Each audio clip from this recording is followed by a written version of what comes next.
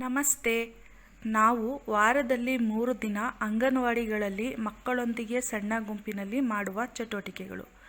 ಸೋಮವಾರ, ಬುಧವಾರ, ಶುಕ್ರವಾರ 45 ನಿಮಿಷಗಳ ಚಟುವಟಿಕೆಗಳು. ಅದರಲ್ಲಿ ಹಾಜರಾತಿ, ಪುನರಾವರ್ತನೆ, ಶಿಶುಗೀತೆ ಅಥವಾ ಕತೆ, ಅಂಕಿ ಅಥವಾ ಅಕ್ಷರ ವಾಚನ, ಮನೆ ಕೆಲಸ. ನಾವು ಈಗ ಮಕ್ಕಳೊಂದಿಗೆ ವಾರದಲ್ಲಿ 3 ದಿನ ಮಾಡುವ ಚಟುವಟಿಕೆಗಳ ಬಗ್ಗೆ ತಿಳಿಯೋಣ. ಬನ್ನಿ ಸೋಮವಾರ ಮಾಡುವ ಚಟುವಟಿಕೆಗಳ ಬಗ್ಗೆ ತಿಳಿದುಕೊಳ್ಳೋಣ. ಹಾಜರಾತಿ.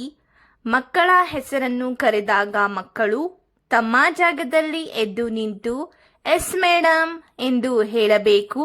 ಈಗ ಮಕ್ಕಳಿಗೆ ವೃತ್ತದ ಒಳಗೆ ಮತ್ತು ಹೊರಗೆ ಜಿಗಿಯುವ ಚಟುವಟಿಕೆಯನ್ನು ಮಾಡಿಸಿ. ನಂತರ ಮಕ್ಕಳಿಗೆ ಶುಕ್ರವಾರ ನಾವು ಯಾವ ಚಟುವಟಿಕೆಗಳನ್ನು ಮಾಡಿದ್ದೇವೆ ಎಂದು ಮಕ್ಕಳೊಂದಿಗೆ ಕೇಳಿ ಚರ್ಚಿಸಿ. ನಂತರ ಮಕ್ಕಳಿಗೆ ಸಂಕಲನ ಮತ್ತು ವ್ಯವಕಲನದ ಚಟುವಟಿಕೆಯನ್ನು ಮಾಡಿಸಿ. ಉದಾಹರಣೆಗೆ, ಮಧ್ಯದಲ್ಲಿ ದೊಡ್ಡ ವೃತ್ತವನ್ನು ಬಿಡಿಸಿ, ವೃತ್ತದಲ್ಲಿ ಬಹಳಷ್ಟು ಕಲ್ಲುಗಳನ್ನು ಇಡಿ. ಚಿತ್ರದಲ್ಲಿ ತೋರಿಸಿರುವಂತೆ ಮಕ್ಕಳನ್ನು ವೃತ್ತದ ಸುತ್ತ ಕುಳಿತುಕೊಳ್ಳಲು ಹೇಳಿ.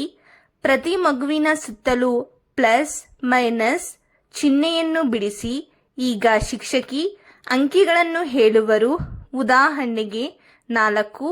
ಎಲ್ಲ ಮಕ್ಕಳು ವೃತ್ತದಿಂದ 4 ಕಲ್ಲುಗಳನ್ನು ತೆಗೆದು ಪ್ಲಸ್ ಗುರುತಿನ ಬಳಿ ಇಡಬೇಕು. ಈಗ ಶಿಕ್ಷಕಿ ಬೇರೆ ಅಂಕಿಗಳನ್ನು ಹೇಳುವರು. ಉದಾಹರಣೆಗೆ 2. ಈಗ ಎಲ್ಲ ಮಕ್ಕಳು 2 ಕಲ್ಲುಗಳನ್ನು ತೆಗೆದುಕೊಂಡು ಪ್ಲಸ್ ಗುರುತಿನ ಬಳಿ ಇಡಬೇಕು. ಈಗ ಎಲ್ಲ ಮಕ್ಕಳಿಗೆ 2 ಮತ್ತು 4 ಕಲ್ಲುಗಳನ್ನು ಎಣಿಸಿ ಉತ್ತರವನ್ನು ಬರೆದು ಹೇಳಲು ಹೇಳಿ. ಇದೇ ರೀತಿ ವ್ಯವಕಲನದಲ್ಲಿ ಕಲ್ಲುಗಳನ್ನು ಕಡಿಮೆ ಮಾಡಿ ಚಟುವಟಿಕೆಯನ್ನು ಮಾಡಿಸಿ. ನಂತರ ಮಕ್ಕಳಿಗೆ ಬಲೂನ್ ಮಾರುವೆನು ಶಿಶುಗೀತೆಯನ್ನು ಮಾಡಿಸಿ. ಈಗ ಮಕ್ಕಳಿಗೆ ಕ್ರಮವಾಗಿ ಜೋಡಿಸುವುದನ್ನು ಕಲಿಸಿ. ನಂತರ ಮಕ್ಕಳಿಗೆ ಕುಂಟೆಬಿಲ್ಲೆ ಆಟವನ್ನು ಆಡಿಸಿ. ಕೊನೆಯಲ್ಲಿ ಮಕ್ಕಳಿಗೆ ಅಂಕಿಗಳ ಪ್ರಕಾರ ವೃತ್ತಗಳನ್ನು ಬಿಡಿಸಿ ತರಲು ಹೋಂವರ್ಕ್ ಅನ್ನು ನೀಡಿ. ಬುಧವಾರ ಮಾಡುವ ಚಟುವಟಿಕೆಗಳು. ಹಾಜರಾತಿ. ಸರದಿಯಂತೆ ಮಕ್ಕಳು ತಮ್ಮ ಜಾಗದಲ್ಲಿ ಎದ್ದು ನಿಂತು ನಮಸ್ತೆ ಟೀಚರ್ ಎಂದು ಹೇಳಬೇಕು. ಈಗ ಮಕ್ಕಳಿಗೆ ಒಂಟಿ ಕಾಲಿನಿಂದ ಜಿಗಿಯುವ ಸ್ಪರ್ಧೆಯನ್ನು ಮಾಡಿಸಿ. ನಂತರ ಸೋಮವಾರ ನಾವು ಯಾವ ಚಟುವಟಿಕೆಗಳನ್ನು ಮಾಡಿದ್ದೇವೆ ಎಂದು ಮಕ್ಕಳೊಂದಿಗೆ ಕೇಳಿ ಚರ್ಚಿಸಿ. ಈಗ ಮಕ್ಕಳಿಗೆ ವರ್ಗೀಕರಣ ಮಾಡುವುದನ್ನು ಕಲಿಸಿ. ಉದಾಹರಣೆಗೆ, ಹಳದಿ ಬಣ್ಣದ ಆಹಾರ ಪದಾರ್ಥಗಳನ್ನು ವಿಂಗಡಿಸಲು ಹೇಳಿ. ನಂತರ ಮಕ್ಕಳಿಗೆ ನೀಮಾ ಇವತ್ತು ಏನು ತಿನ್ನುತ್ತಾಳೆ ಕತೆಯನ್ನು ಹೇಳಿ. ಕತೆಯನ್ನು ಹೇಳಿದ ನಂತರ ಕತೆ ಹೇಗಿತ್ತು ಮತ್ತು ಕತೆಗೆ ಆಧಾರಿತ ಸರಳ ಮತ್ತು ಕಠಿಣ ಪ್ರಶ್ನೆಗಳನ್ನು ಕೇಳಿ. ಈಗ ಮಕ್ಕಳಿಗೆ ಕತೆ ಆಧಾರಿತ ಚಿತ್ರ ಬಿಡಿಸಲು ಪ್ರೋತ್ಸಾಹಿಸಿ. ಮಕ್ಕಳು ಯಾವ ಚಿತ್ರ ಬಿಡಿಸಿದ್ದಾರೆ ಎಂದು ತಪ್ಪದೆ ಕೇಳಿ. ಈಗ 25ನೇ ವಾರದಲ್ಲಿ ಮಕ್ಕಳ ಸಹಾಯದಿಂದ ಮಾಡಿದ ಪುಸ್ತಕದ ಚಟುವಟಿಕೆಯನ್ನು ಮಾಡಿಸಿ.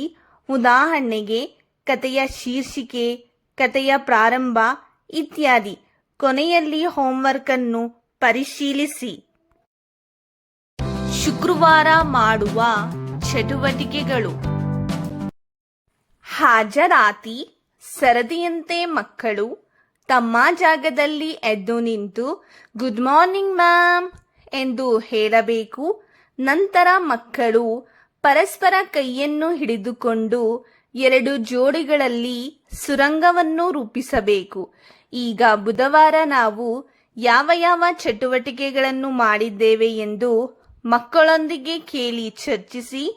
ನಂತರ ಕಳೆದ ವಾರದಂತೆ ಸಂಕಲನ ಮತ್ತು ವ್ಯವಕಲನದ ಚಟುವಟಿಕೆಯನ್ನು ಮಾಡಿಸಿ. ಈಗ ಮಕ್ಕಳಿಗೆ 10, 10, 20 ಶಿಶುಗೀತೆಯನ್ನು ಮಾಡಿಸಿ. ನಂತರ ಮಕ್ಕಳೊಂದಿಗೆ ಸೇರಿ ನೀವು ಮಾಡಿದ ಕತೆಯ ಪುಸ್ತಕದಂತೆಯೇ ಪುಸ್ತಕವನ್ನು ತಯಾರಿಸಿ ಹೊಸ ಕತೆ ರಚಿಸಲು ಹೇಳಿ. ಈಗ ಮಕ್ಕಳಿಗೆ ಹಗ್ಗದ ಆಟದ ಚಟುವಟಿಕೆಯನ್ನು ಮಾಡಿಸಿ ಕೊನೆಯಲ್ಲಿ ಅಳುವ ಮುಖವನ್ನು ಗುರುತಿಸಿ ಮತ್ತು ಅದಕ್ಕೆ ಬಣ್ಣ ತುಂಬಿ ತರಲು ಹೋಂವರ್ಕ್ ಅನ್ನು ನೀಡಿ. ಮಕ್ಕಳೊಂದಿಗೆ ನಿಮ್ಮ ಚಟುವಟಿಕೆಗಳ ಅನುಭವಗಳನ್ನು ನಮ್ಮೊಂದಿಗೆ ಹಂಚಿಕೊಳ್ಳಿ. ಧನ್ಯವಾದಗಳು.